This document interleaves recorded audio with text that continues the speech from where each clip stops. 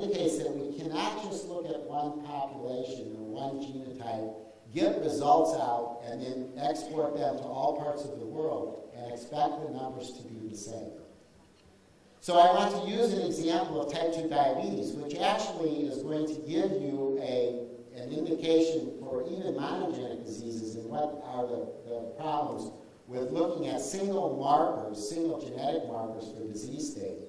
So in this case, there are 10 genes which are predicted to be involved by genome-wide association studies in type 2 diabetes. And let's just have 6 individuals here, A through F, and give them 3 alleles. One allele would be protective, one allele would be neutral, and the third allele for each of the genes would be a contributor.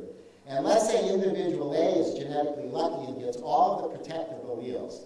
Their incidence of getting disease is relatively low. In fact, they would probably be able to eat all the ice cream and fat food they want and not get type 2 diabetes.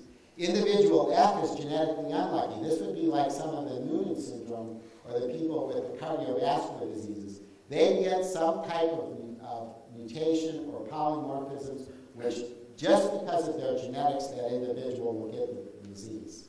Most of us are in the middle. That is, we get a combination of pluses and minuses and neutral alleles, some of which are regulated by our nutrient intake, which we don't know. But let's ask the question, how many genetic tests would you have to do, or what are the combinations to predict what the outcome is in an individual if it were purely genetic?